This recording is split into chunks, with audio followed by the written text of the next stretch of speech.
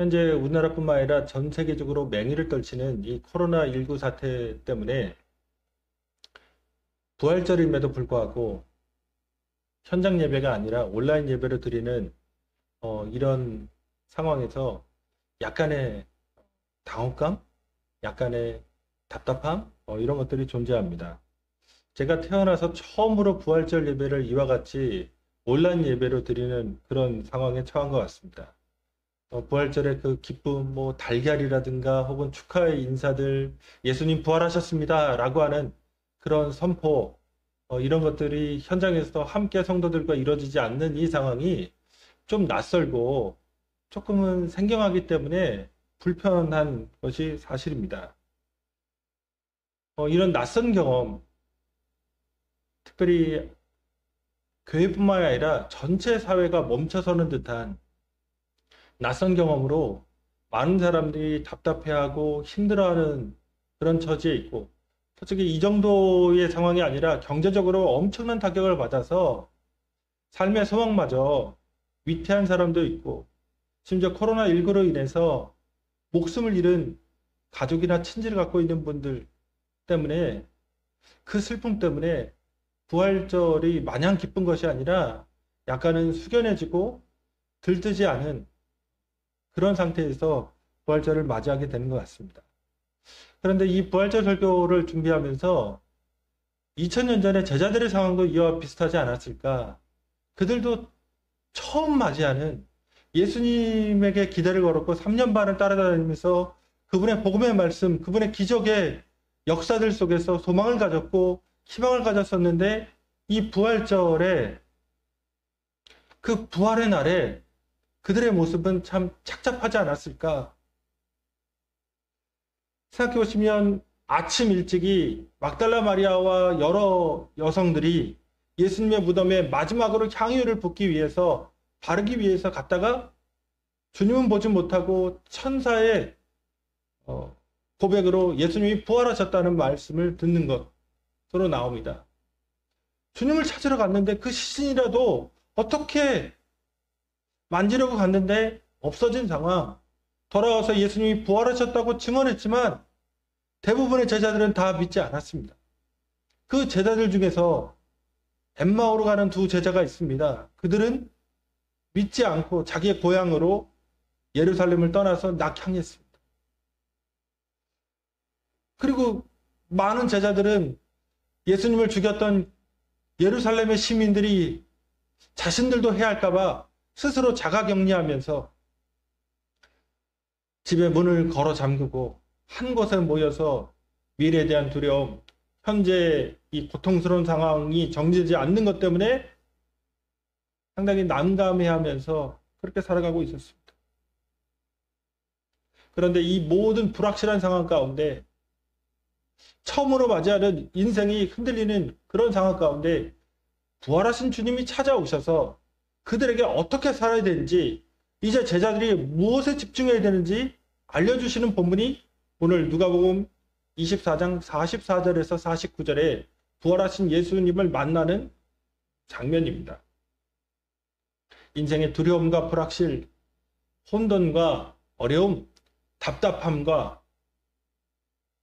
그들의 연약함이 고스란히 드러난 그 상태에서 주님은 이제 우리가 어떤 사람이고 제자들이 어떤 존재이고 어떻게 살아야 되고 무엇에 집중해야 하는지 분명히 말씀해 주십니다.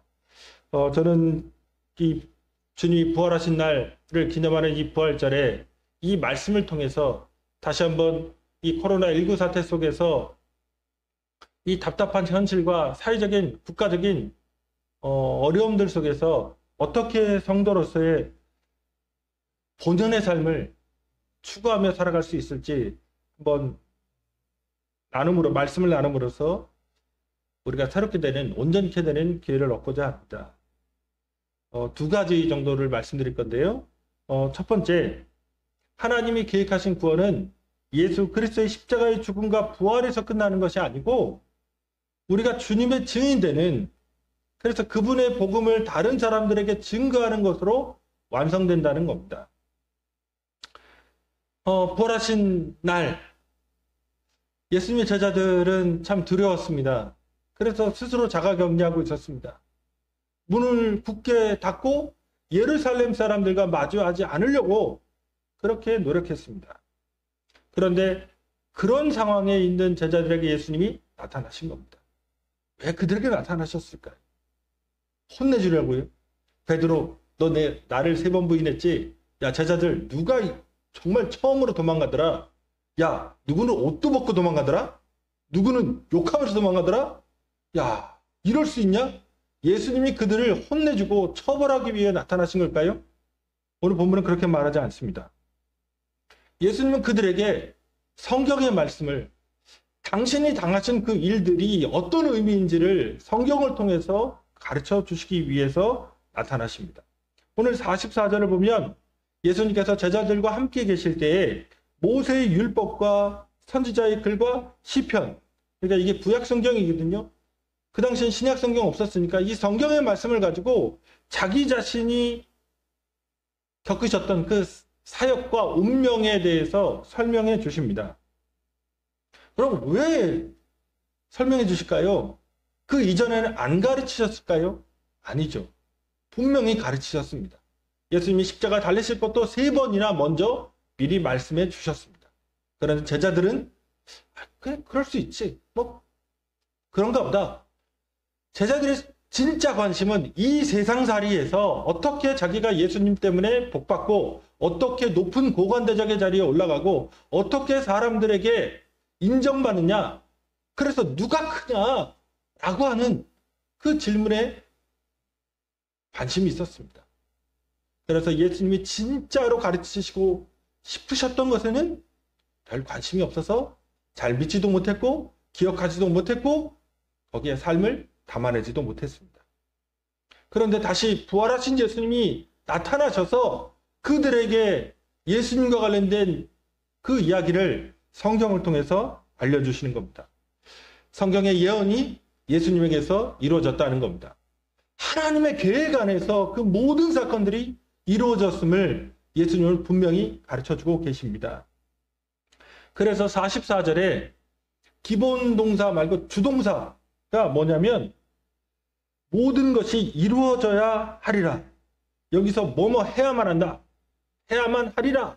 라는 동사가 헬라어로 데이입니다. 이 데이 동사가 24장, 예수님이 부활하신 그 장에 3번 나옵니다. 이 3번 다 무엇을 얘기하냐면 예수님께서 십자가에 못 박히시고 부활하시고 하늘의 영광 가운데 승천하시는 것, 이것이 반드시 되어야 될 일이라고 하는 것을 3번이나 7절, 26절, 44절에서 데이 동사를 통해서 얘기합니다. 그러니까 이 모든 일들은 하나도 빠짐없이 하나님이 계획하신 대로 이루어졌다고 하는 것을 알려주신 겁니다. 그래서 부활하신 예수님이 제자들을 찾아오셔서 성경의 말씀의 의미를 알려주셨기 때문에 이제 드디어 그들은 마음을 열고 주님의 말씀을 깨닫게 되었습니다. 그러면서 예수님께서 되어야만 하리라 라고 한 게, 그런데 예수님이 십자가에 못 박히시고 부활하시고 승천하셔서 영광 가운데 우리를 다스리신 지 일만이 아니라 오늘 본문에 보면 우리가 회개하고 죄사함 받는 것까지 되어야 하리라고 말씀하고 계십니다. 46절 47절에 보시면 또 이르시되 이와 같이 그리스도가 고난을 받고 제3일에 죽은 자 가운데서 살아날 것과 또 그의 이름으로 죄사함을 받게 하는 회개가 예루살렘에서 시작하여 모든 족속에게 전파될 것이 기록되었으니 라고 얘기합니다. 그 당시에 있던 유대교의 교사들, 랍비들 혹은 율법의 선생들은 메시아가 이 땅에 낮고 천한 모습으로 오셔서 고난과 십자가의 죽음을 통해서 대속의 역사를 이루시고 부활하셔서 사망 권세를 깨뜨리시고 영원한 생명길을 열어놓으신다고 하는 것을 생각하지도 못했고 가르치지도 못했습니다. 이것은 우리 주 예수 그리스도의 십자가와 부활 사건을 통해 드러낸 하나님의 계획입니다. 그런데 이 하나님의 역사의 목적이 뭐냐? 죄사함과 회개라고 오늘 얘기합니다. 우리 모두가 죄인이라는 겁니다. 성경에서 말하는 죄는 셀프 클레임네이션, 그러니까 자기 주장입니다. 아담과 하와가 하나님 뜻대로 하나님께 순종하고 피조물인 자신들이 영광의 창조주이신 하나님의 말씀대로 살아가는 것을 결정하는 것이 아니라 내 상황에 따라, 내 기분에 따라, 내 의도에 따라, 내 감정에 따라, 내가 살아온 경험에 따라, 내 고집에 따라 내 삶을 내가 스스로 결정하고 그것을 이루려고 하는 것. 그런 태도가 성경에서 말하는 죄입니다. 아담과 하와는 그런 태도를 취한 겁니다. 먹음직도 스럽고 보암직도 스럽고 지혜롭게 할 만큼 탐스러운 그 열매를 통해서 하나님이 아닌 이 세속적인, 이 세상적인 것을 통해서 자신들이 하나님 없이 살아갈 수 있겠다라고 하는 결단입니다. 회개는 그런 태도를 우리가 취하고 있다는 것을 깨닫는 겁니다. 하나님 없이 내 인생을 결정하고 하나님 없이 내 감정을 그렇게 발산하고 하나님 없이 계획을 세우고 하나님의 말씀 없이 내가 원 가정에서 배웠던 그 경험들과 그런 관습과 습관대로 삶을 살아가려고 합니다. 그런데 그런 태도가 잘못되어 있다는 것, 내가 나 자신을 주장하는 것이 그게 하나님 앞에서 죄라고 하는 것을 깨닫고 하나님 앞에서 고백하는 것이 회개입니다. 때로 어떤 사람들은 자기가 종교적이기 때문에 하나님과 관계에 문제가 없다고 생각합니다. 도덕적이기 때문에 오히려 다른 사람보다 더 낫다고 생각합니다. 지식이 많기 때문에 나는 다른 사람에게 꿀릴 것이 없다고 생각합니다. 혹은 경제적인 성공, 경제적인 여유 때문에 복받은 사람, 은혜 받은 사람이라고 생각할 수도 있습니다. 그런데 하나님의 눈에는 그 사람은 자기 주장하는 죄인일 뿐입니다. 인간은 자기 성취를 통해서 자기가 이뤄낸 종교라든가 도덕이라든가 지식이라든가 아니면 물질이라든가 이런 것을 통해서 자기의 괜찮다고 하는 것을 입증하려고 합니다. 그런데 하나님은 그 모든 사람이 하나님 없이 자기중심적으로 살아가는 죄인이라고 하는 것을 말씀하십니다. 그러니까 자기중심적이기 때문에 자기 감정, 자기 충만하기 때문에 공부를 해도 결혼을 해도 회사 생활을 해도 심지어 교회 생활을 해도 갈등과 반목이 끊이지 않는 겁니다. 문제가 끊이지 않습니다. 그런데 회개는 하나님의 시각으로 우리를 바라보는 겁니다. 세상이 바라보는 시각이 아니라 하나님의 시각으로 바라보면 죄인일 수밖에 없는 우리를 깨닫게 됩니다.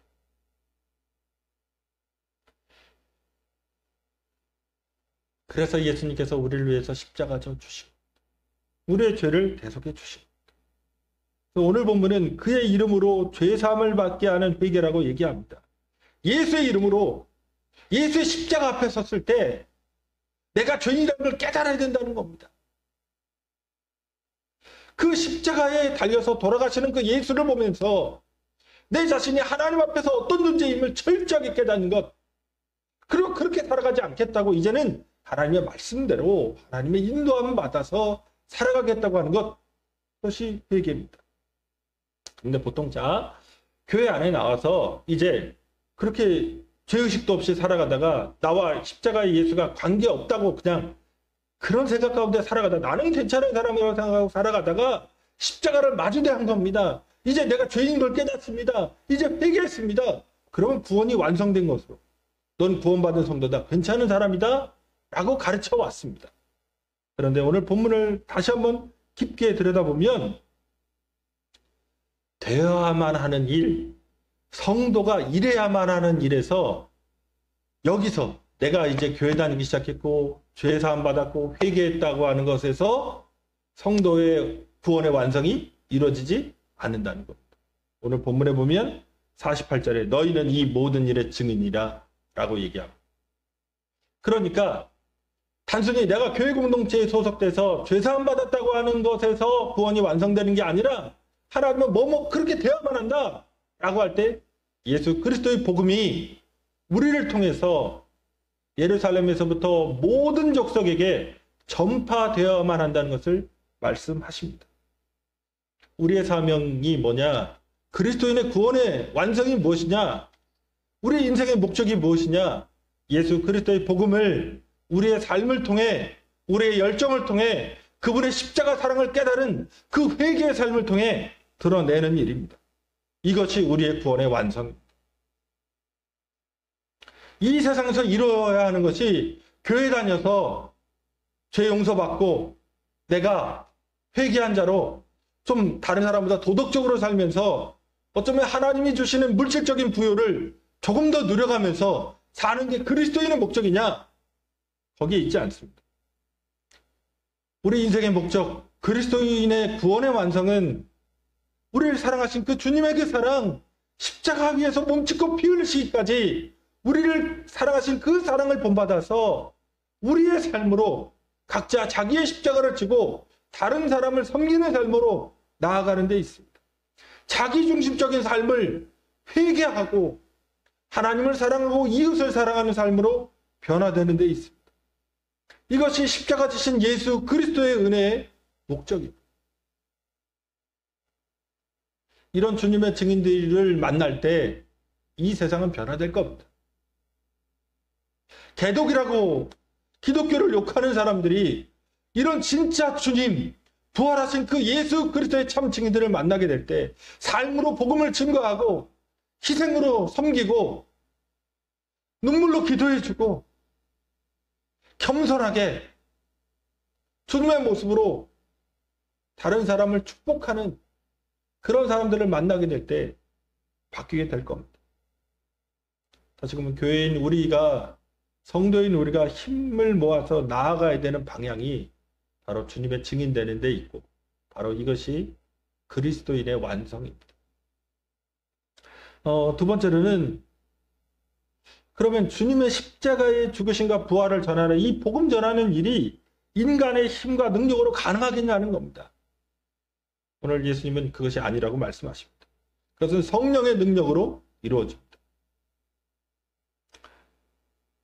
앞서도 말씀드렸듯이 예수의 십자가의 죽으심을 본받아서 우리가 다른 사람들을 온전하게 섬기고 내 자기중심적인 이 자아를 깨뜨리고 정말 바울처럼 나는 날마다 죽노라고 고백하면서 내 안에 사는 이 그리스도라고 하는 것을 말이 아닌 실제로 삶으로 드러낼 수 있겠는가 하는 문제입니다. 우리가 노력하고 수고하고 힘쓰고 애쓰면 이런 그리스도인의 완성을 진짜 온전한 그리스도인 될 수 있겠는가? 그렇지 않습니다. 다시금 예수님의 제자들을 그 면면을 뜯어보면 그들은 정말 놀라운 경험을 한 겁니다. 예수님을 만난 그날부터 베드로를 치면 물고기 잡지 못했던 그 밤, 그걸 지나고 나서 깊은 곳으로 가 그물 던지라고 했을 때 엄청나게 많은 물고기를 잡아 그물이 찢어질 정도고 주변에 있는 배를 청하여서 함께 나누어 실을 정도의 만선의 경험을 합니다. 그리고 자신의 장모가 열병으로 아픈 것이 고침받는 경험도 있습니다. 회당에 들어갔을 때 손 마른 사람을 예수님이 고치는 경험도 있습니다. 나인성 과부의 아들이 죽었는데 다시 살아나는 것도 경험했고 야르의 딸이 죽었던 것도 다시 살아나는 것을 경험했습니다. 11년 동안 혈류병을 앓던 여인이 고침받는 것도 경험했습니다. 풍랑에는 바다가 잠잠케 되는 것도 경험했습니다. 변화산에서 예수님의 옷이 휘어질 대로 휘어져서 정말 찬란하게 변화되는 것도 경험했습니다. 거지 소경 바디메오가 눈을 뜨는 것도 경험했습니다. 중풍병자가 일어나는 것, 특히 38년 된 중풍병자가 일어나는 것도 경험했습니다. 주님의 기도 소리도 들었습니다. 주님이 말씀으로 천국의 복음을 가르치신 것도 들었습니다. 그런데 결정적인 순간에 주님께 헌신해야 될 때 주님이 가장 외롭고 고독한 그 순간에 그들은 실패합니다. 그래서 지금 다락방에 모여서 두려움 속에서 절망 속에서 답답함 속에서 그 혼란함 속에서 아무것도 하지 못하고 있는 그런 상황에 빠져 있는 겁니다.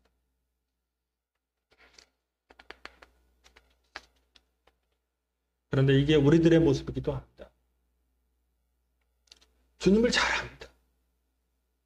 심지어 성경 그 무슨 내용이 적혀 있는지 교회를 오래 다니면 오래 다닐수록 더 잘합니다. 교회 문화와 관습과 전통과 혹은 교파 간의 그런 특징들까지도 잘 알 수 있습니다. 전문적인 신학교육을 받은 사람은 더 말할 것도 없고 교회 안에서 많은 교육들이 이루어지기 때문에 점차로 성도들이 예수님에 대해서 그 배경, 팔레스타인의 기후에 대해서 지리에 대해서까지도 잘 알고 있습니다. 그런데 그런 오래된 신자 혹은 교회에 뭔가 집중하고 열심을 가지고 있는 성도에게 고민이 있죠. 뒷그림자가 있습니다. 알면 알수록 자기가 그렇게 살지 못한다는 것을 또 깨닫는 겁니다. 정말 화인 맞은 양심이 아니라면 내가 주님의 말씀대로 살지 못한다는 것, 그 하나님 사랑, 이웃 사랑, 그것이 내 안에서 잘 이루어지지 않는다는 것을 발견합니다. 교회의 사명도 알고 책임도 알고 성도의 본분과 추구할 바도 압니다. 경건 혹은 구제, 이 여러 가지를 압니다. 삶으로 실천이 안 되기 때문에 자기가 얼마나 엉터리인지는 자기 자신이 잘 압니다. 그래서 낙심하기도 하고 이게 정말 될까? 정말 내가 온전한 성도가 될 수 있을까? 불안하기도 하면서 착잡한 마음을 금할 길이 없을 그런 때가 많습니다. 제자들도 우리도 우리의 힘으로는 우리의 구원을 이룰 수 없습니다. 예수의 부활을, 예수의 십자가 사랑을 증거할 수 있는 그런 능력이 우리 안에 없다는 얘기입니다. 그럼 어떻게 할까요? 그럼 어떻게 구원받을까요? 구원의 완성을 하는 것이 주 예수 그리스도의 증인되는 일인데 어떻게 이룰 수 있을까요? 오늘 본문에서 우리 주님은 우리의 연약함과 무능력을 아십니다. 심지어 무의지와 악함까지도 주님은 아십니다. 하나님의 뜻을 우리가 이루지 못하고 우리 스스로 우리를 변화시킬 수 없다는 것을 주님은 잘 아십니다. 그래서 오늘 49절에서 예수님께서는 성령을, 하나님의 약속하신 바, 아버지 하나님의 약속하신 바 성령을 받을 때까지 여기에 머물러 있으라고 말씀하십니다. 이 어감을 잘 느껴보셔야 됩니다. 여기 49절에 볼지어다라는 말을 씁니다. 이게 구약에서는 힌네거든요. 히브리어로. 그리고 헬라어로는 이두입니다. 근데 힌네, 이두, 볼지어다. 영어로 LO, 로 이렇게 하는데 뭐 see, behold 뭐 이런 단어를 쓰는데 어감을 잘 익히셔야 돼요. 제가 이제 신학교에서 학생들을 가르칠 때는 이거 볼지어다 뭐 이 단어 힌네나 이두를 어떻게 설명하냐면 짠이라고 설명합니다. 그러니까 갑자기 뭔가를 해답을 보여주는 겁니다. 짠 하고 보라 처녀가 잉타의 아들을 낳으리니 이 보라 이런 거 하나님의 해답입니다. 하나님의 솔루션이에요. 그러니까 이 어감을 잘 보셔야 됩니다. 제자들 아무리 예수님의 기적을 보아도 아무리 예수님의 말씀을 들어도 변화될 수 없었던 그들 혹은 오늘 우리 성경을 갖고 있고 찬양도 알고 있고 집회도 참석했고 주일 성수도 하고 기독교인이라고 해서 뭔가 주렁주렁 자기 자신에 대해서 기독교적인 어떤 성취에 대해서 얘기하고 있지만 그 삶의 내면으로 들어가면 여전히 죄 가운데 시달리고 있고 그래서 어느 지점인가 죄와 타협하고 있는 우리 그래서 변화될 수 있을까? 온전할 수 있을까? 의구심과 회의감이 더 짙게 들인 우리가 어떻게 하면 온전한 그리스도인이 될 수 있을까? 예수님의 해답이 있습니다. 짠! 그것이 성령입니다. 그리고 그 성령이 주시는 능력이 있습니다. 49절의 말씀 볼지어다 내가 내 아버지께서 약속하신 것을 너희에게 보내리니 너희는 위로부터 능력으로 입혀질 때까지 이 성에 머물라 하시니라. 이 주님의 마음을 깨달으셔야 됩니다. 앞에서 모든 족속에게 복음을 전파하라고 말씀하셨습니다. 자신도 안 되는데 무슨 모든 족속이겠습니까? 벅찬 목표이고 이룰 수 없는 목표입니다. 그런데 예수님께서 해답을 주셨습니다. 성령입니다. 그래서 이 성령의 중요성이 얼마나 강조되고 있냐면 지금 모든 족속에게 복음을 전하라고 말씀하신 다음에 그럼 가야 되거든요. 가라라고 말씀하지 않습니다. 고가 아니에요. 스테이. 머물러라. 예루살렘에 머물러야 돼요. 지금 모든 족속이 목표이기 때문에 가야만 할 때 예수님은 그런데 가지 말합니다. 무엇이 필요했을까요? 성령과 성령의 능력입니다.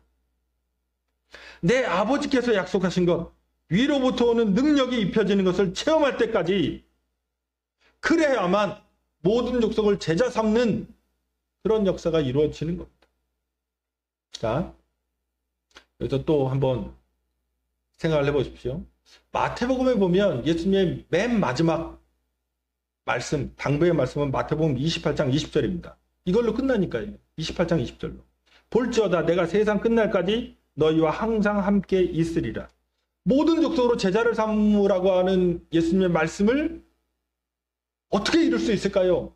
여기도 볼지어입니다. 짠! 대답이 있다. 내가 함께한다. 그러면 누가복음은 성령이고 예수님께서 마태복음은 함께 하신다는 겁니다. 이걸 종합하면 어떻게 될까요? 예수 그리스도는 하늘 보좌에 승천하여 오르시고 성령을 보내주셔서 성령을 통해 우리와 함께 하시는 것. 성령이 우리와 함께 하셔서 역사하실 때 우리는 온전한 신앙인으로서 성장하고 변화될 수 있습니다.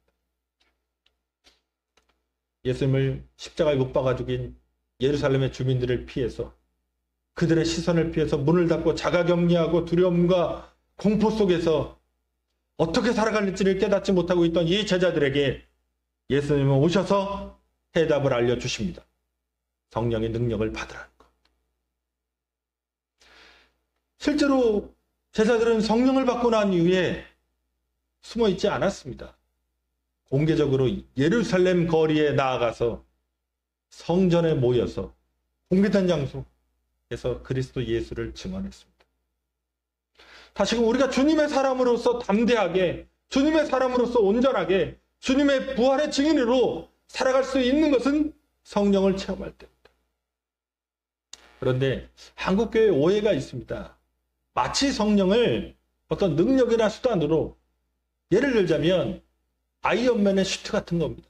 정말 거지 같고 심장도 날아간 애가 아이언맨만 슈트만 입으면 날아다닙니다. 뭐든지 할 수 있어요. 엄청난 일을 합니다. 손에서 광선도 쏩니다. 그래서 다 바꿔놓습니다. 성령이 마치 내게 임하면 나는 거지 같은데 성령만 임하면 내가 기도하면 응답받고 내가 기도하면 돈이 주어지고 내가 기도하면 승진도 하고 내가 기도하면 뭔가 가정이 다 평안해지고 막 이런 아이언맨 슈트로 성령을 생각할 때가 있습니다. 다시금 성경의 본질은 자기중심성이 죽어집니다. 내 주장이 죽어지고 내 자아가 죽어지고 내 고집이 깨지고 하나님만 그리고 내 주위를 살아가는 그 다른 사람들을 위해서 나 자신을 개방하는 것, 이웃사랑으로 들어가는 것이 성경의 본질입니다.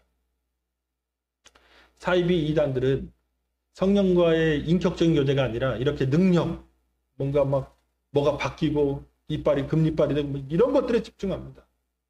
그러나 성경이 말하는 성령이 충만하신 예수 그리스도는 십자가 지신 예수 그리스도이십니다. 다시금 성령과의 교제에 힘쓰셔야 됩니다. 자, 그리스도인의 온전한 구원의 완성이 주님의 복음 전하는 것이라는 것. 내 개인이 구원받고 회개하고 죄사함 받은 것으로 만족하는 것이 아니라는 것.